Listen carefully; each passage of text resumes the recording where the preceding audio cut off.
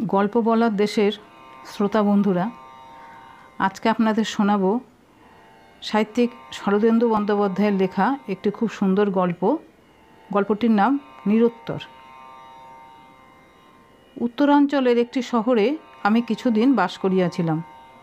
গঙ্গার তীরে শহর, বাঙালি দু চার ঘর আছেন। আমার কিন্তু কেবল একটি বাঙালির সহিত ঘনিষ্ঠতা হইয়াছিল, তাহার নাম নৃসিংহ পাল। আমার বাসার পাশেই ছোট একটি বাড়িতে বাস করিতেন। নৃসিংহবাবুর মতো এমন কদাকার চেহারা খুব কম দেখা যায়। গরিলার মতো পাশবিক একখানা মুখ, ছোট ছোট ক্রূর চক্ষু, মাথার চুল পাকিয়া সাদা হইয়া গিয়াছে, তবু সরকুচির মতো খাড়া হইয়া আছে। বয়স বোধহয় 60-এর কাছাকাছি, কিন্তু শরীর অসুরের মতো নিরেট। প্রথম যেদিন তাহাকে দেখি, আমার হৃৎপিণ্ড সৎরাশে লাফাইয়া উঠিয়াছিল। তাহার চেহারার জন্যই হোক বা অন্য কোনো কারণেই হোক, বেশি লোকের সহিত তাহার মেলামেশা ছিল না। তিনি সকালে ও সন্ধ্যায় 2 বার গঙ্গা স্নান করিতে যাইতেন, তাছাড়া আর বাড়ির বাহির হইতেন না। তাহার বাড়িতে অন্য কাহাকেও আসিতে দেখি নাই।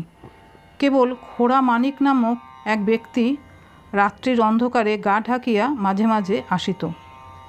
আমি নিজের পড়াশোনা লইয়া থাকিতাম। নৃসিংহবাবুর সহিত যাচিয়া আলাপ করিতে যাই নাই। তাহার চেহারা যদি তাহার চরিত্রের দর্পণ হয়, তবে পরিচয় না হওয়াই ভালো। কিন্তু তিনি একদিন নিজে আসিয়া আলাপ করিলেন। আমার চাকর পালাইয়াছিল। আমি নিতান্ত অসহায়ভাবে বসিয়া ভাবিতেছিলাম, চাকর পালাইলে যদি এমন হাড়ির হাল হয়, তবে স্বাধীনতা অর্জন করিয়া কি লাভ হইল। এমন সময় নৃসিংহবাবু আসিয়া বলিলেন, চাকর পালিয়েছে? কিছু ভাববেন না, কালই নতুন চাকর জোগাড় করে দেব। আজ আমার চাকর এসে আপনার সব কাজ করে দিয়ে যাবে। নৃসিংহবাবুর কণ্ঠস্বর অতি ভরাট এবং মধুর, সানাই বাঁশির খাদের পর্দার মতো। চেহারার সঙ্গে যেন ঠিক খাপ খায় না। অতঃপর তাহার সহিত ঘনিষ্ঠতা হইল। তিনি দুবেলা গঙ্গা স্নান করেন, অথচ পূজার্চনা কিছুই করেন না। ধর্মের প্রসঙ্গ কখনও উত্থাপন করেন না। দেখিয়া শুনিয়া বড় আশ্চর্য মনে হইত। তাহার চেহারা ক্রমশ সহ্য হইয়া গিয়াছিল, কিন্তু তাহার চরিত্র ভালো কি মন্দ তাহা নিঃসংশয়ভাবে ধরিতে পারিতেছিলাম না। হয়তো লুকাইয়া মদ খান, অন্য দোষও আছে।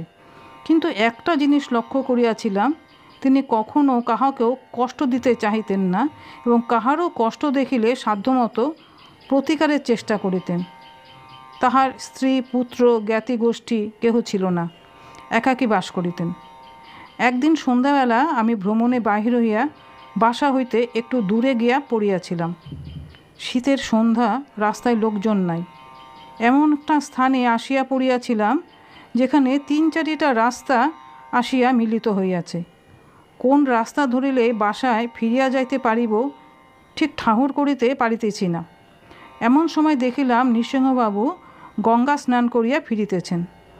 তাহার খালি পা, গায়ে একটি আলোয়ান, হাতে গামছা জড়ানো ভিজা কাপড়। দুজনে পাশাপাশি ফিরিয়া চলিলাম। এদিকটায় পূর্বে আসি নাই। জিজ্ঞাসা করিলাম, গঙ্গার ঘাট এখান থেকে কত দূর? মাইলখানেক। রোজ দুবেলা এখানে আসেন? হ্যাঁ। একটু বিস্মিতভাবে প্রশ্ন করিলাম, কাছাকাছি অন্য ঘাট আছে, সেখানে যান না কেন? তিনি বলিলেন, এটা শ্মশান ঘাট, এখানে আসি। হঠাৎ মনে হইল, কাপালিক নাকি? কিন্তু কই, রুদ্রাক্ষের মালা, সিঁদুরের ফোঁটা, এসব তো কিছু নাই। খানিকক্ষণ নীরবে চলিলাম। বেশ অন্ধকার হইয়া গিয়াছে। তার উপর পথের পাশে বড় বড় গাছ। আকাশে এক ফালি চাঁদ আছে বটে, কিন্তু রাত্রির তিমির হরণ করিবার পক্ষে তাহা যথেষ্ট নয়। লক্ষ্য করিলাম, নৃসিংহবাবু পথ চলিতে চলিতে মাঝে মাঝে ঘাড় ফিরাইয়া পশ্চাতে তাকাইতেছেন। জিজ্ঞাসা করিলাম, কি দেখছেন? দেখুন তো পেছনে কেউ আসছে কি না। হঠাৎ গা ছমছম করিয়া উঠিল। পশ্চাতে তীক্ষ্ণ দৃষ্টি নিক্ষেপ করিয়া বলিলাম, কই না। কোনো শব্দ শুনতে পাচ্ছেন কি? না। কি ব্যাপার? কিছু না, মাস কয়েক আগে এই জায়গায় দুটো শ্মশানের কুকুর একটা মুসলমান গুন্ডার টুটি ছিঁড়ে মেরে ফেলেছিল। মিনিট 10 পরে লোকালয়ের এলাকায় আসিয়া পড়িলাম। আরও 5 মিনিট পরে নিজের পাড়ায় পৌঁছিলাম। নৃসিংহবাবুর বাড়ি আগে। তিনি বলিলেন, আসুন, চা খেয়ে যান। তাহার সদর ঘরে চৌকির ওপর জাজিম পাতা। দুইজনে মুখোমুখি বসিয়া গরম চা পান করিতেছি। আমার মনে নৃসিংহবাবু সম্বন্ধে আজ আবার নূতন করিয়া নানা প্রশ্ন জাগিতেছে। লোকটি কেমন? বাহিরের সহিত ভিতরে সামঞ্জস্য কতখানি? এতদিনের আলাপেও আসল মানুষটাকে চিনিতে পারিতেছি না কেন? নৃসিংহবাবু হঠাৎ হাসিয়া উঠিলেন।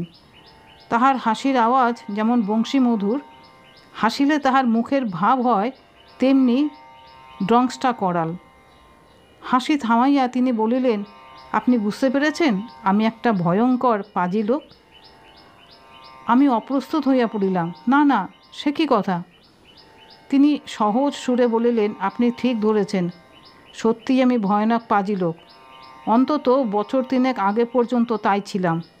এখন মনটা বোধহয় কিছু বদলেছে, কিন্তু চেহারা বদলায়নি। যা ছিল তাই রয়ে গেছে। নৃসিংহবাবু নির্বিকার চিত্তে কথাগুলি বলিলেন। আমি কিন্তু বিশেষ অপ্রতিভ হইয়া পড়িলাম।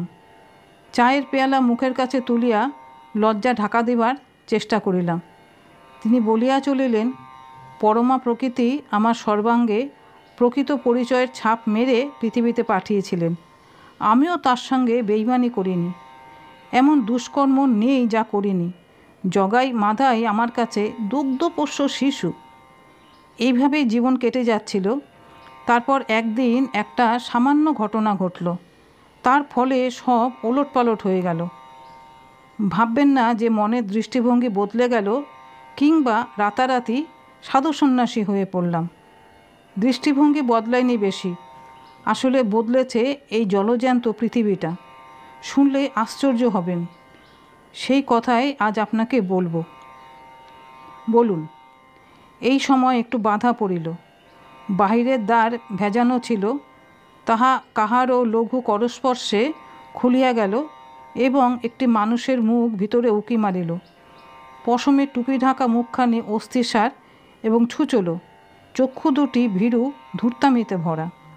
আমাকে দেখিয়াই মুখটি বাহিরের অন্ধকারে অদৃশ্য হইয়া গেল, যেন একটা পথের কুকুর খাদ্যের লোভে রান্নাঘরে উকি মারিয়াছিল, ভিতরে লোক আছে দেখিয়া পলায়ন করিল। আমি চমকিয়া জিজ্ঞাসা করিলাম, ও কে? নৃসিংহবাবু হাসিলেন। ভূতপ্রেত নয়, মানুষ। ওর নাম খোড়ামানিক। ও একটা নিশাচর জীব। মাঝে মাঝে আমার কাছে আসে। কিন্তু পালালো কেন? আপনাকে দেখে পালালো। ও আমার কাছে আসে লুকিয়ে। শহরে একজন বড়লোক আছে, নাম রামনেহাল সিং। খোড়ামানিক তার মোসাহেব। রামনেহাল যদি জানতে পারে খোড়ামানিক আমার কাছে আসে, ওকে বেমালুম কেটে ফেলবে। ও কথা যাক, গল্পটি বলি শুনুন। নৃসিংহবাবু সদর দরজায় খিল দিয়ে আসিয়া বসিলেন। আমি পুলিশের দারোগা ছিলাম। রাইটার কনস্টেবল হয়ে ঢুকি বড় দারোগা পর্যন্ত উঠেছিলাম। আরও উঠতে পারতাম, ইচ্ছে করে উঠিনি। ওপরে তেমন মজা নেই। আমার মতো দুর্দান্ত দারোগা পুলিশে আর ছিল না, এখনও বোধহয় নেই। যেমন কুচুটে বুদ্ধি, তেমনি আইন বাঁচিয়ে কাজ করবার ক্ষমতা। যাকে একবার ধরতাম পিত্তি বার করে ছেড়ে দিতাম। চোর, ছ্যাচোর, দুষ্টু, বজ্জাত লোক আমাকে যত ভয় করত, ভদ্রলোকেরা তার চেয়ে বেশি ভয় করত। যখন যে মহকুমায় বদলি হয়ে যেতাম, সেখানে ত্রাহি ত্রাহি রব উঠত। বড় লোকেরা গায়ে পড়ে টাকা খাইয়ে যেত, যেন তাদের পেছনে না লাগে। এইভাবে মনের সুখে আছি, বিয়ে করিনি। আমার মতো যাদের মনের ভাব, তাদের বিয়ে করা বোকামি। মাইনে পাই সামান্যই, কিন্তু উপরি আসে ছপ্পর ফুরে। এখনও সে টাকাই খাচ্ছি। আরও 20 বছর যদি বেঁচে থাকি, সে টাকা ফুরোবে না। বাইরে বাঘের দাপট, ভেতরে মদ, মাংস, পঞ্চমকার। যা চাই সব পেয়েছি, মনের ফুর্তিতে আছি। বছর 8 আগে এই শহরে বদলি হয়ে আসি। বড় থানার বড় দারোগা। শাঁসালো শহর, পয়সাওয়ালা লোক অনেক আছে। সকলের মধ্যে সাড়া পড়ে গেল। চুপি চুপি ভেট আসতে লাগলো। যাদের পেটে ময়লা যত বেশি, তারা ঠাকুরের মন্দিরে তত বেশি পূজা পাঠালো। কেবল একজন পাঠালো না, সে ওই রামনেহাল সিং। রামনেহাল সিংয়ের জমিদারি আছে, সুদের কারবারও করে, অঢেল টাকা। সে তেউড়ে বসে রইল, কিছু দিলে না। মাসখানেক পরে একটা মামুলি কাজের অছিলায় তার বাড়িতে গেলাম। ইশারায় জানালাম টাকা চাই। সে স্পষ্ট মুখের ওপর বললে, তোমার মতো দারোগা ঢের দেখেছি, যা পারো করো গিয়ে। এসপি আমার হাতের মুঠোর মধ্যে। মনে মনে বারুদ হয়ে ফিরে এলাম। দাঁড়াও জাদু, তোমাকে দেখাচ্ছি এসপি বড় না নার্সিং দারোগা বড়। জাল বুনতে আরম্ভ করলাম। এইসব জমিদারদের আইনের ফাঁদে ফেলা শক্ত নয়, ছোটোখাটো মামলায় সহজেই ফেলা যায়। কিন্তু আমি ঠিক করেছিলাম রামনেহাল সিংকে এমন মার দেব যে আর কখনো মাথা তুলে দাঁড়াতে পারবে না, একেবারে শিরদাঁড়া ভেঙে দেব। খোড়া মানিক, যাকে এখনই দেখলেন, সে তখনও রামনেহালের মোসাহেব ছিল। রামনেহালের যত নোংরা কাজ সেই করত। তাকে একদিন ধরে ফেললাম। থানায় ডাকলাম না, বাড়িতে ডেকে এনে বললাম সে যেসব কাজ করেছে তার জন্য তাকে 5 দফায় 10 বছর জেলে পাঠাতে পারি। খোড়া মানিক পা জড়িয়ে ধরল। সেই থেকে খোড়া মানিক হলো আমার গোয়েন্দা, গুপ্তচর। লুকিয়ে রাত্রিরে এসে আমাকে রামনেহালের হাড়ির খবর দিয়ে যেত। ওর মনে এমন ভয় ঢুকিয়ে দিয়েছিলাম যে সে ভয় ওর এখনও যায়নি। আমার এখন চাকরি নেই, কোনো ক্ষমতা নেই, কিন্তু ওর বিশ্বাস ইচ্ছে করলেই আমি ওকে জেলে পাঠাতে পারি। তাই মাঝে মাঝে আসে, খবর দিয়ে যায়। সে যাক, 1.5 বছর ধরে ধীরে ধীরে একটি মোকদ্দমা খাড়া করলাম। মোকদ্দমা নয়, একটি নিখুঁত শিল্পকর্ম। রামনেহালের ছেলের বয়স তখন 19-20। সে বাজারের এক বেশ্যাকে খুন করেছে। সাক্ষী, সাবুত, দলিল, দস্তাবেজ একেবারে নিরেট, কোথাও বেরোবার পথ নেই। রামনেহালের ছেলের 14 বছর মেয়াদ হয়ে গেল। এসপি বাঁচাতে পারলেন না, কেবল কম বয়স বলে ফাঁসি হলো না।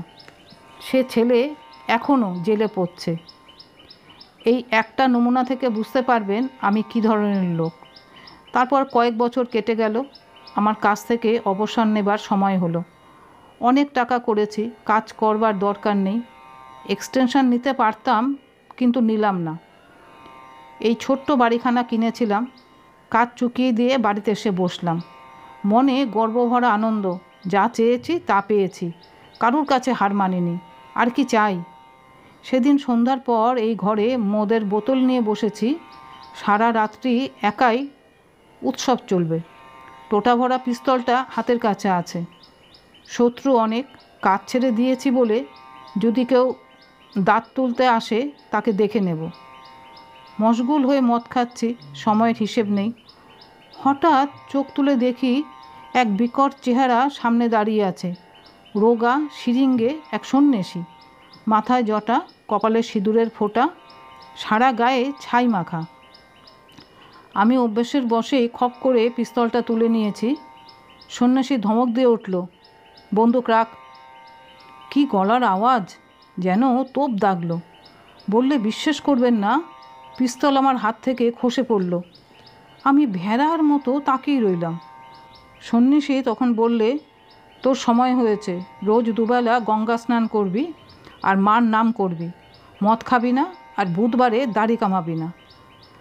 আমি এবার হো হো করে হেসে উঠলাম।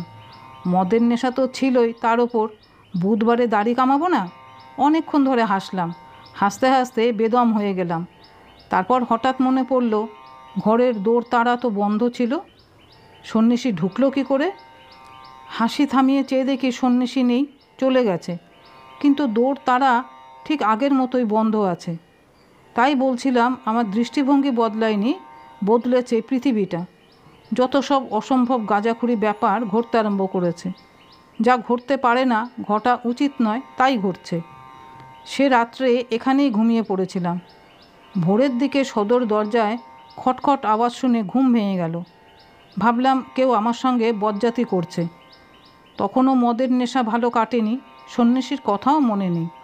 আমি পিস্তল নিয়ে পা টিপে টিপে হঠাৎ গিয়ে দরজা খুললাম। দেখলাম দোরের কাছে কেউ নেই, কিন্তু একটা লোক রাস্তা দিয়ে হন হন করে দূরে চলে যাচ্ছে। আমার রোগ চড়ে গেল। আমি তাকে ধরবার জন্য বার হলাম। পায়ে জুতো নেই, হাতে পিস্তল। আমি লোকটার পেছনে চললাম। ভোরের ঘোর ঘোর আলোয় ভালো দেখা যাচ্ছে না। আমি যত জোরে চলি সেও তত জোরে চলে। আমি দৌড়োতে লাগলাম, সেও দৌড়োতে শুরু করলো। তারপর অনেক দূর দৌড়বার পর তাকে আর দেখতে পেলাম না। এতক্ষণ কোথায় যাচ্ছি তার হিসেব ছিল না। এখন চমক ভেঙে দেখি শ্মশান ঘাটের কাছে গঙ্গার ধারে দাঁড়িয়ে আছি। শ্মশান ঘাট তখন শূন্য। সেখানে একা দাঁড়িয়ে সন্ন্যাসীর কথা মনে পড়ে গেল। সন্ন্যাসী বলেছিল দুবেলা গঙ্গা স্নান করবে। তখন গরমকাল। এতখানি পথ দৌড়ে আমার সারা গায়ে ঘাম ঝরছে। ভাবলাম মন্দ কি, স্নান করেই যাই। গঙ্গা স্নান করে বাড়ি ফিরলাম। সে দিনটা ছিল বুধবার, কিন্তু আমার তা মনে ছিল না। বেলা 8টার সময় দাড়ি কামাতে বসলাম। আমি নিজে দাড়ি কামাই, নাপিতকে বিশ্বাস নেই। কিন্তু খুর চালাতে গিয়ে খ্যাঁচ করে কেটে ফেললাম নিজের গাল। দরদর করে রক্ত ঝরতে লাগলো।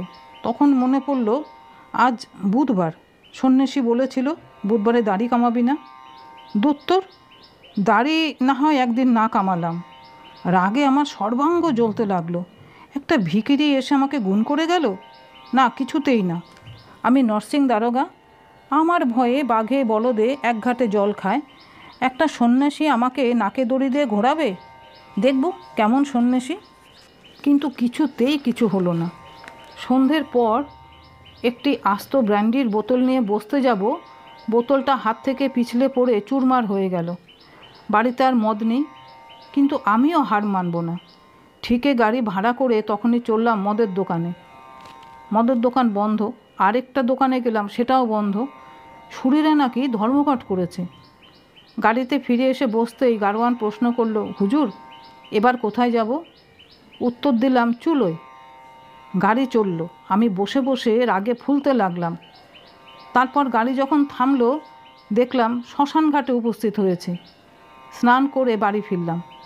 এই রকম কয়েকদিন চলল। আমার নিজের ইচ্ছা বলে যেন কিছু নেই। আমাকে দুবেলা গঙ্গা স্নান করতে হবে। মদ খেতে পাবো না। বুধবারে দাড়ি কামাতে পারবো না।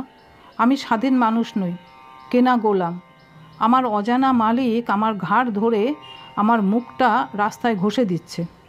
একদিন উত্ত্যক্ত হয়ে নিজের মনে বললাম, মা, তোমার ওপর আমার বিশ্বাস নেই, বুজরুকি মানি না, কিন্তু সন্ন্যাসীর হুকুম মানলে যদি আর গণ্ডগোল না হয় তবে তাই সই।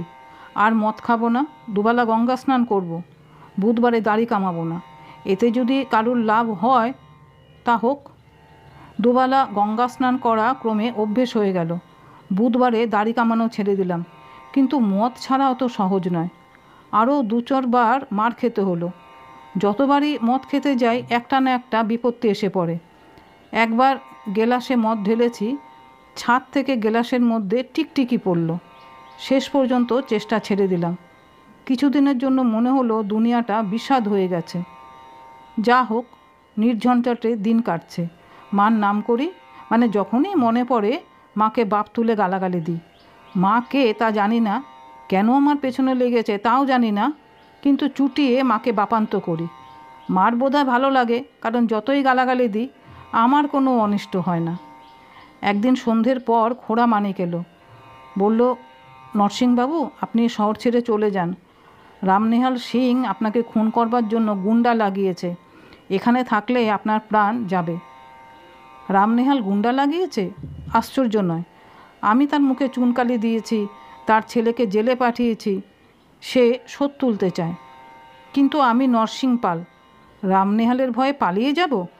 আমি চিরকাল গুন্ডা চড়িয়ে বেরিয়েছি, আমাকে গুন্ডার ভয় দেখাবে? কুছ পরোয়া নেই, আসুক গুন্ডা, দেখে নেব। তবু সাবধান হলাম। বাইরে যখন বেরোই পিস্তল নিয়ে বেরোই। রাত্রে শোবার সময় পিস্তল বালিশের পাশে থাকে। দুপুর রাত্রে উঠে জানলা দিয়ে উঁকি মেরে দেখি কেউ আনাচে কানাচে ঘুরে বেড়াচ্ছে কিনা, কিন্তু কাউকে দেখতে পাই না। মনে হয় সব ধাপ্পা, আমাকে মিথ্যে ভয় দেখাবার চেষ্টা করছে। দিন আষ্টেক পরে মানিক আবার এলো। একগাল হেসে বললে, ধন্য আপনি, এত বুদ্ধিও ধরেন। রামনিহাল মুষড়ে পড়েছে। অবাক হয়ে বললাম, সে কি? খোড়া মানিক বললে, বাঘের মতো একজোড়া কুকুর পুষেছেন আপনি, তারা সমস্ত রাত বাড়ি পাহারা দেয়। 3বার গুন্ডারা এসেছিল, কুকুর দেখে ভয়ে পালিয়ে গেছে। আমি নিজের কানে শুনেছি তারা রামনেহালকে বলছে, কুকুর নয় হুজুর, সাক্ষাৎ 2টো যমদূত। খোড়া মানিককে কিছু বললাম না, কিন্তু মনে ভারী ধোঁকা লাগলো। কুকুর এলো কোত্থেকে? তারপর সারা রাত্রি জুড়ে পাহারা দিয়েছি, কখনো একটা নেড়ি কুত্তাও দেখতে পাইনি। এই এক আশ্চর্য ব্যাপার, গুন্ডারা কুকুর দেখেছে, আমি দেখতে পাই না কেন? ভাবলাম গুন্ডারা আমাকে তো চেনে, আমার বাড়িতে ঢুকতে সাহস পায়নি, রামনেহালকে গল্প বানিয়ে বলেছে। তারপর বেশ কিছুদিন নিরুপদ্রবে কেটে গেল। আমি অদৃশ্য কুকুরের পাহারায় নিরাপদে আছি, ভয় কেটে গেল। গঙ্গা স্নানে যাই, তাও পিস্তল নিয়ে যাই না। সেই সন্ন্যাসীরা দেখা পাইনি, মনে ধর্মভাবও জাগেনি, কিন্তু নিজের মনে মামা করি। বলি, মা তুই কে? আমাকে বুঝিয়ে দে, আমার দুনিয়া ওলট পালট হয়ে গেছে, কিছু বুঝতে পারছি না, তুই বুঝিয়ে দে। মা বুঝিয়ে দেন না, সর্বনাশী আড়ালে দাঁড়িয়ে মজা দেখে। 6 মাস আগের কথা বলছি। খোড়া মানিক এলো, তার মুখ শুকনো। বললে, আপনি নাকি সকাল সন্ধে শ্মশান ঘাটে নাইতে যান? বললাম, হ্যাঁ যাই। খোড়া মানিক বললে, ওরা জানতে পেরেছে হিন্দু গুন্ডারা আপনাকে মারতে রাজি হয়নি, বলেছে আপনি নাকি কাপালিক, শ্মশানে সব সাধনা করেন, তাই রামনেহালকে মুসলমান গুন্ডা লাগিয়েছে। নাম জানেন বোধহয়, রহিম আর করিম, 2 ভাই। তারা শ্মশানের রাস্তায় আপনাকে ছুরি মারবে। খোড়া মানিক চলে যাবার পর ভাবতে বসলাম, কি করা যায়। গঙ্গা স্নান বন্ধ করা যাবে না, কারণ জানি নিজের ইচ্ছায় না গেলে ঘাড় ধরে নিয়ে যাবে। এক পিস্তল নিয়ে যেতে পারি, কিন্তু কেন জানি না পিস্তল নিয়ে গঙ্গা স্নানে যেতে আর ইচ্ছে হলো না। দূর হোক গে, যা হবার হবে। আমার ইচ্ছেই তো কিছুই হচ্ছে না, তবে মিছে ভেবে মরি কেন? 2-4 দিন কিছু হলো না, স্নান করতে যাই, ফিরে আসি। আমার পেছনে গুন্ডা লেগেছে তা প্রায় ভুলেই গেলাম। তারপর একদিন সন্ধ্যের পর শ্মশানের দিকটা কীরকম নির্জন হয়ে যায়, দেখছেন তো? ওদিকে ঘরবাড়িও নেই, লোক চলাচল একেবারে বন্ধ হয়ে যায়। আমি স্নান করে ফিরছি, রাত আন্দাজ 8টা, বেশ অন্ধকার হয়ে গেছে। হঠাৎ পিছনে একটা বিকট চিৎকার শুনে আঁতকে উঠলাম। মানুষের গলার মর্মান্তিক চিৎকার, সেই সঙ্গে কুকুরের গভীর ডাক, যেন একটা ডালকুত্তা একটা মানুষের গলা কামড়ে ধরে তার চিৎকার বন্ধ করে দিলে। আমি আর দাঁড়ালাম না, টেনে ছুট মারলাম। পরদিন সকালবেলা খবর পাওয়া গেল শ্মশানঘাটের রাস্তায় রহিম গুন্ডার লাশ পাওয়া গেছে। তাকে শ্মশানের কুকুর নাকি টুটি ছিঁড়ে মেরে ফেলেছে। রহিমের হাতে একটি বর্শা ছিল, তবু সে আত্মরক্ষা করতে পারেনি। রাত্রিরে খোড়া মানিক এলো। রহিমের ভাই করিম রামনেহালকে যা বলেছে তার কাছে শুনলাম। ওরা 2 ভাই কদিন ধরে আমার জন্য ওত পেতেছিল। রোজই দেখতো একজোড়া কালো কুকুর আমার পেছনে থাকে। কাল রহিম আর করিম রাস্তার ধারেই একটা গাছে উঠে বসেছিল। মতলব করেছিল যেই আমি গাছতলা দিয়ে যাব অমনি বর্ষা ছুঁড়ে আমায় মারবে। কুকুর তাদের কিছু করতে পারবে না। কিন্তু বর্ষা ছুটতে গিয়ে রহিম নিজেই পা ফসকে নিচে পড়ে গেল, আর একটা কুকুর এসে ধরল তার টুটি। এই পর্যন্ত বলিয়া নৃসিংহবাবু নীরব হইলেন।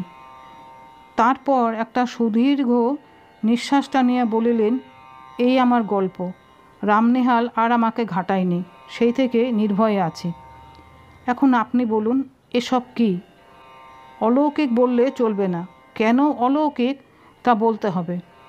সন্ন্যাসী বলেছিল আমার সময় হয়েছে, কিন্তু কি করে সময় হলো? শুনেছি যারা সাধু সজ্জন যোগী তপস্বী, ভগবান তাদের দয়া করেন, বিপদে রক্ষা করেন। কিন্তু এ কি? জীবনে আমি একটা ভালো কাজ করিনি, মন্দ কাজ এত করেছি যে তার সীমা সংখ্যা হয় না। তবে বেছে বেছে আমাকে দয়া করবার মানে কি? জোর করে আমাকে মদ ছাড়ানো, গঙ্গা স্নান করানো, আমাকে শত্রুর প্রতিহিংসা থেকে আগলে রাখা, এসব কেন? আপনি বিদ্বান লোক, এর উত্তর দিন। কেন কেন কেন? নৃসিংহবাবু কদাকার মুখে তীব্র জিজ্ঞাসা ভরিয়া আমার পানে চাহিয়া রহিলেন। আমি তাহার প্রশ্নের উত্তর দিতে পারিলাম না। ভাবিলাম হয়তো তাহার এই তীব্র ব্যাকুল জিজ্ঞাসাই তাহার প্রশ্নের উত্তর।